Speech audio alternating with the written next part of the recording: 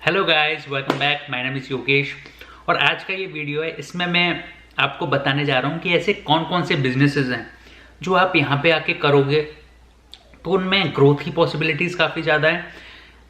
पैसे आप जितना चाहें उतना कमा सकते हैं और उनकी सक्सेस रेट है वो भी काफ़ी ज़्यादा है। तो अगर आपको इस चीज़ के बारे में इंटरेस्ट है, आप यहाँ पे आके कुछ बिजनेस करना चाहते हैं, तो आपके पास कौन कौन सी ऐसी अपॉर्चुनिटीज़ हैं, कौन कौन से ऐसे कोर्सेज हैं जिनको आप करोगे तो आपको यहाँ पे काफ़ी अच्छी इनकम हो सकती है। तो अगर आपको पता नहीं है तो ये वीडियो है वो एक्चुअली हमारी जो ऑनगोइंग सीरीज़ है उसका ही एक हिस्सा है। मैंने फर्स्ट पार्ट में बताया था कि आपको डिसाइड कैसे करना है, आपको क्या क्या चीज़ें सोचनी है यहाँ कनाडा आने से पहले। अगर वो चीज़ में क्राइटेरिया में आप फिट बैठ रहे हो तो आप यहाँ पे आ सकते हो। दूसरे वीडियो में मैंने आपको बताया था कि यहाँ पे आने के बाद क्या क्या काम करने हैं, कैसे आपको जॉब ढूंढनी है, कैसे आपको फिर अपने मेजर जो भी आपकी फील्ड है उसमें एंटर करना है, कैसे आपको घर सर्च करने हैं, सारी चीज़ें मैंने सेकंड वीडियो में बताई थी। तो ये थर्ड वीडियो है, ये उसके लिए है कि आप यहाँ पे आ गए, आपने बेसिक जॉब कर लिया, आपने कुछ पैसा भी इकट्ठा कर लिया, लेकिन आपको समझ में नहीं आ रहा मुझे करना क्या है। आपको ये लग रहा है यार मुझे ज़्यादा से ज़्यादा पैसे कमाने हैं, लेकिन कोई भी फील्ड मुझे नज़र नहीं आ रही ऐसी कि किस फील्ड में काम करूँ। हो सकता है आप गलती से कोई फील्ड चूज कर लें, उसके बाद आपको 5 साल के बाद 10 साल के बाद याद आए अरे यार इसमें तो मज़ा नहीं आया, यहाँ पे तो मैं फंस गया, है ना। तो अगर कोई मुझे गाइड कर देता 5 साल पहले 10 साल पहले तो शायद आज मैं कुछ अच्छा कर रहा होता यहाँ पे। तो अगर आपके दिमाग में ऐसी कुछ थॉट है तो मैं इस वीडियो में आपके साथ ऐसी कुछ चीज़ें शेयर करना चाहता हूँ, तो जो अगर आप फॉलो करोगे तो आपको यहाँ पे काफ़ी अच्छा कैरियर आपका हो सकता है। आपका बिजनेस भी है, अगर बिजनेस करना चाह रहे हो तो वो भी काफ़ी अच्छा हो सकता है। तो चलिए स्टार्ट करते हैं। तो सबसे पहली चीज़ जो मैं रिकमेंड करूंगा आपके लिए, सबसे पहली चीज़ अगर आपको हाई इनकम देखनी है और आपको बिजनेस वाला माइंड है, आपका बिजनेस की थोड़ी फील्ड में जाना है, तो वो होता है रियल एस्टेट एजेंट। अब आप सोच रहे होगे यार इंडिया में या फिर मेरी जो भी कंट्री है वहाँ पे रियल एस्टेट एजेंट तो ऐसे ही बन जाते हैं कि जाके किसी भी एजेंट से बात करो, प्रॉपर्टीज़ की लिस्टिंग करवाओ किसी वेबसाइट पे और जाके बेचो कस्टमर ढूंढ के। यहाँ पे सिस्टम ऐसे काम नहीं करते। यहाँ पे ये चीज़ें काफ़ी ज़्यादा रेगुलेटेड होती हैं। तो इसका मतलब है आप ऐसा नहीं है कि आपने मुंह उठाया और अपनी एजेंसी खोल दी। यहाँ पे हर एक रियल एस्टेट एजेंट है उसको लाइसेंस लेना पड़ता है और लाइसेंस लेने के लिए उसको पढ़ाई करनी पड़ती है, फिर टेस्ट देना पड़ता है, तब उसको रियल एस्टेट का लाइसेंस मिलता है। तो और अगर कुछ भी आप गलत करते हो, कुछ भी फ्रॉड करते हो, कुछ भी प्रॉपर्टी से रिलेटेड कुछ गलतियाँ करते हो तो आपका वो लाइसेंस यहाँ पे छीन लेते हैं। यहाँ पे ये चीज़ें काफ़ी ज़्यादा स्ट्रिक्ट हैं और वो काफ़ी सही है। इस चक्कर में ये क्या है, आपको ऐसा कोई फालतू की प्रॉपर्टी ऐसा नहीं कर सकता कि बेच दिया फिर दे नहीं रहा, है ना। या जैसे इंडिया में बहुत ज़्यादा ऐसे होते हैं कि करोड़ों की प्रॉपर्टी हैं, उनके पैसा ले लेते हैं और उनको फिर प्रॉपर्टी की ओनरशिप नहीं देते हैं, या जो भी प्रॉब्लम्स होती हैं। तो यहाँ पे ऐसा कुछ भी नहीं है। यहाँ पे बिंदास आपको कहीं पे भी कुछ दिख रहा है, आप बिंदास जाके पैसा इन्वेस्ट कर सकते हो। तो यहाँ पे ऐसे फ्रॉड्स नहीं होते हैं। तो इसीलिए नहीं होते हैं क्योंकि ये सारी चीज़ें एकदम रेगुलेटेड हैं। तो उसके लिए क्या करना पड़ता है, आपको शायद 2 साल का कोर्स है, वो कोर्स करना पड़ेगा आपको। एक बार वो कोर्स कर लिया आपने तो आपको एक रियल एस्टेट एजेंट का सर्टिफिकेट लाइसेंस मिल जाएगा। लाइसेंस मिल जाएगा तो क्या कर सकते हो आप, यहाँ पे देखो अगर आपको बेचना है या खरीदना है, आप डायरेक्टली नहीं खरीद सकते।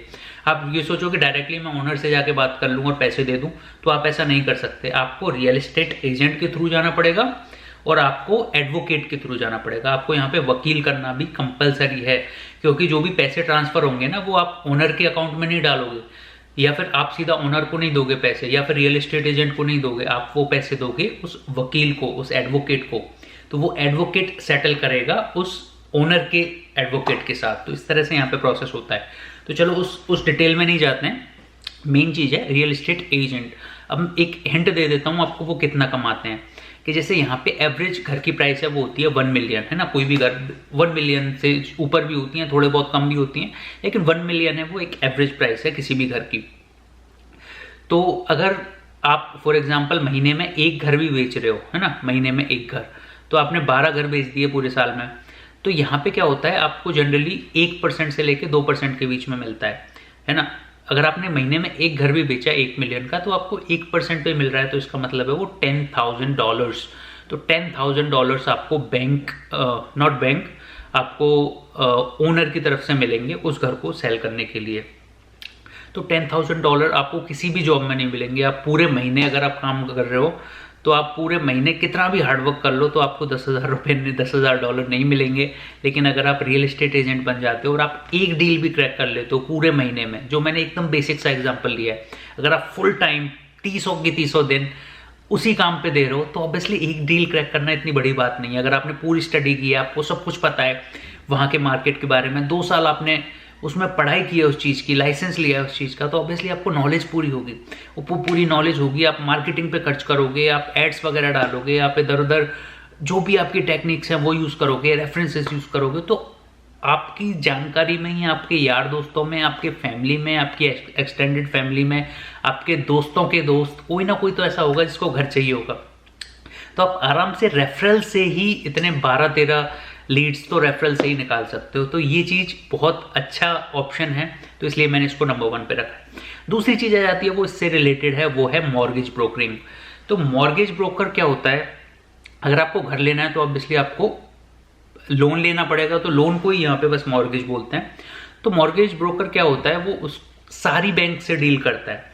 एक तो तरीका आपके पास ये है कि आप किसी भी बैंक के पास जाओ, वहाँ पे पता करो क्या प्रोसेस है, और फिर दूसरी बैंक के पास जाओ, तीसरी बैंक के पास जाओ, हर जगह भटको। या फिर दूसरा तरीका क्या है, आप एक मॉर्गेज ब्रोकर के पास चले जाओ। मॉर्गेज ब्रोकर आपको सारी बैंकों के उसके पास कॉन्टैक्ट होते हैं, सारे जो बैंक के अलावा भी जो छोटी मोटी होती है ना, जैसे कोऑपरेशन बैंक्स होती हैं इंडिया में, ऐसे यहाँ पे होती हैं, लेकिन वो रेगुलेटेड होती हैं कैनेडियन गवर्नमेंट की तरफ से। तो जो छोटी बैंक होती हैं उनसे भी उनके होते हैं ना, जो डायरेक्ट लेंडर्स होते हैं, उनको थर्ड पार्टी लेंडर भी बोलते हैं कईयों को, तो सबसे कॉन्टैक्ट होते हैं उनके। तो आपकी जो भी रिक्वायरमेंट है, आपकी जो भी एलिजिबिलिटी है, आप एक बार मॉर्गेज ब्रोकर से मिलोगे तो वो सब कुछ बता देगा कि इस जगह से आपको अप्रूवल मिल सकता है, ये डॉक्यूमेंट चाहिए। तो वो अगर आप, उसके लिए भी कोर्स होता है, तो उसके लिए शायद छोटा कोर्स होता है, साल भर का होता है, शायद 1 साल का होता है। तो वो कोर्स अगर आप कर लेते हैं तो आपको मॉर्गेज ब्रोकर का लाइसेंस मिल जाएगा। तो उस लाइसेंस का यूटिलाइज आप कैसे कर सकते हैं, अगेन आपको रियल एस्टेट एजेंट से बना के रखनी पड़ेगी, क्योंकि रियल एस्टेट एजेंट्स को जो भी घर के लिए डील करनी है तो उनसे आप डील कर सकते, उनसे आप क्या बोल सकते हो कि अगर तू मुझे मॉर्गेज अपने क्लाइंट्स को मेरा रेफरल देगा तो जो भी उसका अमाउंट होगा मैं उसमें से इतना % तुझे दे दूंगा, है ना। तो इस तरह से आपको रेफरल्स बनाने पड़ेंगे। तो उससे क्या होगा कि वो सेम ही चीज़ है कि अगर देखो उसको 1 मिलियन है तो 1 मिलियन का ही अगर वो लोन लेना चाह रहा है, या फिर 8 लाख का लेना चाह रहा है, 800,000 का, तो क्या होगा, उसमें से बैंक है वो आपको 1% देगी। तो मतलब आपको $8,000 आपको उसका मिल जाएगा, है ना। कई केसेस में ऐसा हो सकता है कि क्लाइंट्स है, उनकी प्रोफाइल है वो बहुत टफ होती है, किसी भी बैंक से उनको अप्रूवल नहीं मिलता, तो नहीं मिल पा रहा है, तो उस केस में क्या कर सकते हो, आप क्लाइंट से भी कुछ अमाउंट चार्ज कर सकते हो। लेकिन जनरली ऐसा होता है, आपको क्लाइंट से कुछ भी चार्ज नहीं करना होता है, आपको बस उनकी मॉर्गेज करवानी होती है और बैंक आपको कमीशन देती है। तो इस तरह से होता है। तो ये भी काफ़ी अच्छी फील्ड है।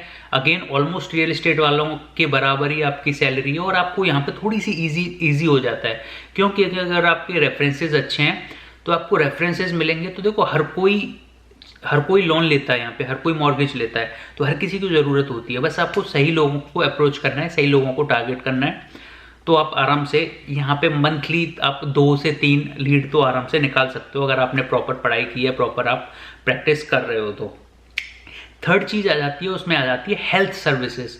अगर देखो आपको यहाँ पे आ गए हो, आपको इंडिया में जो भी किया है आपको उससे कुछ मतलब नहीं है, आपको समझ रहा है मुझे फ्रेश स्टार्ट करनी है, आपको ऐसा लग रहा है कि मुझे फ्रेश स्टार्ट करनी है, मुझे इनकम अच्छी होनी चाहिए, मैं स्टार्टिंग में 2-3 साल हार्डवर्क कर लूँ, लेकिन वो ऐसा हो हार्डवर्क कि उसके बाद मैं ज़िंदगी भर आराम से कमा सकूँ। तो अगर आपके दिमाग में ऐसा आइडिया है ना, तो आपके लिए हेल्थ सर्विसेज बहुत अच्छा ऑप्शन है। हेल्थ सर्विसेज में भी जैसे एक होता है मसाज थेरेपिस्ट, एक होता है आपका फिजियोथेरेपिस्ट। तो फिजियोथेरेपिस्ट और मसाज थेरेपिस्ट हैं, ये काफ़ी अच्छे ऑप्शन है। जैसे मेरी वाइफ है वो फिजियोथेरेपिस्ट है, तो उसके लिए तो ऑब्वियसली आपको पहले फिजियोथेरेपी का कोर्स करना पड़ता है। मेरी वाइफ ने 5 साल का डॉक्टर का कोर्स किया फिजियोथेरेपी का पूरा, उसके बाद उसने मास्टर्स भी किया 2 साल, तो उसकी तो 7 साल की पढ़ाई रही है। लेकिन अगर आपको कम का चाहिए तो मसाज थेरेपिस्ट है, उसकी यहाँ पे काफ़ी वैल्यू होती है। मसाज थेरेपिस्ट ऐसा नहीं है कि आपने बस तेल लगाया और मसाज करती, वो जो थाईलैंड वाली मसाज होती है वो उसका वो मतलब नहीं है। यहाँ पे मसाज थेरेपिस्ट एक तरह से प्रॉपर डॉक्टर के जैसा होता है। उसको है ना हर एक बॉडी पार्ट का पता होना चाहिए, उसको ये पता होना चाहिए अगर मैं यहाँ पे ऐसा करके ये ये प्रेस कर रहा हूँ तो इससे कौन सी यहाँ पे नर्व है उसको अगर मैं प्रेस कर रहा हूँ तो किस चीज़ पे असर पड़ेगा, किस चीज़ की हीलिंग होगी, ये यहाँ से जो भी नसें निकल रही हैं वो किस चीज़ से जाके कनेक्ट हो रही हैं। तो उसको पूरी जो डॉक्टर वाली नॉलेज है वो होनी चाहिए। तो उस चीज़ की 2 साल की पढ़ाई होती है यहाँ पे। तो आप चाहे किसी भी फील्ड से हो, अगर आपने 2 साल का मसाज थेरेपिस्ट का कोर्स किया है तो उसमें वो प्रैक्टिकली भी बताते हैं आपको सब चीज़ें कर करके कि अगर किसी को फॉर एग्जांपल उठने में दिक्कत हो रही है तो उसको किस तरह से मसाज करनी है, उस चीज़ का कैसे हीलिंग करनी है। एक तरह से अगर आप बीमार हैं या फिर आपके कुछ उठ नहीं पा रहे हो, चल नहीं पा रहे हो, दर्द हो रहा है, तो इसका मतलब है वहाँ पे जो भी मसल्स हैं, वहाँ पे जो भी बॉडी पार्ट का जो भी हिस्सा है, तो वहाँ पे कुछ ना कुछ प्रॉब्लम हो गई है। तो उस प्रॉब्लम को कैसे हील करना है मसाज के थ्रू, तो वो सारी चीज़ें आपको पढ़ाई जाती हैं। तो अगर आप वो कर लेते हो तो इसमें अच्छी चीज़ ये है कि आपको क्लाइंट ढूंढने की ज़रूरत नहीं है। आप इसको एज अ जॉब कर सकते हो ना, किसी भी फिजियोथेरेपी क्लिनिक में जा सकते हो, वहाँ पे मसाज थेरेपिस्ट की ज़रूरत होती है। तो आप अगर वहाँ पे अप्लाई करोगे तो आपको अच्छा खासा इनकम हो जाती है। तो मतलब आप 8 से 10 हज़ार डॉलर कमा सकते हो, जो नॉर्मल चीज़ों में पॉसिबल नहीं है। इसके अलावा नेक्स्ट चीज़ हो जाती है, वो हो जाती है कि आप ट्रकिंग वगैरह के काम में चले जाएं। तो ट्रकिंग में क्या है, देखो कि ये भी देखो वैसे अब सुनने में आपको ऐसा लग रहा होगा, लेकिन यहाँ पे कोई भी काम है वो छोटा नहीं है। हर काम को बराबर रिस्पेक्ट से देखा जाता है, हर चीज़ की यहाँ पे बराबर वैल्यू है। आपने देखा होगा ज़्यादातर जो पंजाबीज होते हैं वहाँ पे वो ट्रकिंग वाले काम में ही घुसते हैं, क्योंकि वो यहाँ पे बहुत ओवर रेटेड कर रखा है। मतलब हर किसी के दिमाग में वही फर्स्ट थॉट आती है। ये थोड़ा टफ है, काम इजी नहीं है, लेकिन यहाँ पे सैलरी अच्छी मिलती है। आप उसके लिए क्या कर सकते हो, आप यहाँ वो काम भी वैसे सीख आप इजी सकते हो, लेकिन उसको आपको जब करते रहोगे ना तो वो थोड़ा हार्ड काम है, मतलब इतना इजी नहीं है। वो कैसे है वो मैं आपको बताता हूँ। तो मैं एक रिपीट कर देता हूँ। सबसे पहले मैंने आपको बताया रियल एस्टेट, सेकंड मैंने आपको बताया मॉर्गेज ब्रोकर, थर्ड मैंने आपको बताया हेल्थ सर्विसेज जिसमें मैंने आपको बताया मसाज थेरेपिस्ट, फोर्थ मैं बता रहा हूँ आपको ट्रक ड्राइवर। तो ट्रक ड्राइवर का आपको जैसे पता है काम क्या होता है।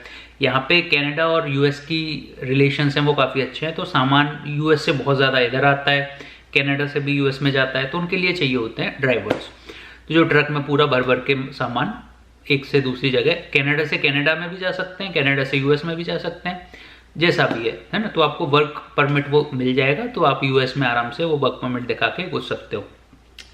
अच्छा, तो उसके लिए क्या करना है, जैसे आप यहाँ पे आ जाते हो, आपने भले इंडिया में चलाया नहीं चलाया, यहाँ पे आके आपको प्रॉपर क्लासेस ले लेनी है। क्लासेस ले लेनी है तो आपको चलाना एक आइडिया हो जाएगा कि ट्रक को कैसे चलाना है, कैसे मोड़ना है, पीछे अगर ट्रेलर लगा हुआ है तो कैसे हैंडल करना है। तो वो थोड़ा मुश्किल होता है, इसीलिए उसकी सैलरी थोड़ी ज़्यादा होती है। तो आपको चलाना आना चाहिए। तो अगर आप चलाना सीख जाते हो तो सबसे पहले आप किसी के यहाँ जॉब पकड़ लो। तो किसी के यहाँ जॉब पकड़ोगे ना तो आपको सैलरी इतनी ज़्यादा नहीं मिलेगी, आपको कट कटा के शायद 4 साढ़े 4 तक मिल सकता है ना। वो भी यहाँ की बेसिक से तो काफ़ी अच्छा है और एक तरह से इंडिपेंडेंट भी है। तो अगर आपको ऐसा चाहिए यार मैं हार्ड काम कर लूँगा, लेकिन मुझे ऐसा नहीं चाहिए कि ऑफिस में बैठ के सबकी नज़रों के सामने बैठना है या बॉस का हमेशा मेरे ऊपर कैमरा लगा रहे, है ना, बॉस देखता रहे हमेशा कि कर क्या रहा है क्या नहीं कर रहा, तो वो सारी टेंशन आपको नहीं चाहिए। तो आप इस तरह को, और आपको ऐसा है कि ड्राइविंग अच्छी लगती है, आपको ट्रांसपोर्ट अच्छा लगता है, तो आप इस फील्ड में जा सकते हो। तो आप अगर ट्रक चलाना सीख जाते हो तो एक बार प्रैक्टिस करने के लिए आप क्या कर सकते हो कि पहले किसी ट्रांसपोर्ट कंपनी है जो ट्रक वगैरह की रहती हैं उनके साथ डील कर सकते हो, उनमें एज ए ड्राइवर अप्लाई कर सकते हो। यहाँ पे बहुत रिक्वायरमेंट होती है उसकी, तो वो आपको आराम से मिल जाएगी जॉब। तो एक बार अगर आप वो काम करने लगोगे, लेकिन उसमें मुश्किल क्या होता है, देखो आपको काफ़ी घंटे लगातार ट्रक चलाना पड़ता है। तो आप अगर ऐसे करके ट्रक चला रहे हो, ऐसे बैठे हो, तो ये पीठ है आपकी, यहाँ पे भी वो पोस्चर आपका ऐसा हो जाता है, तो पोस्चर खराब हो जाता है, आपको बैक पेन हो सकती है। तो ये सारी प्रॉब्लम्स फ्यूचर में आती हैं।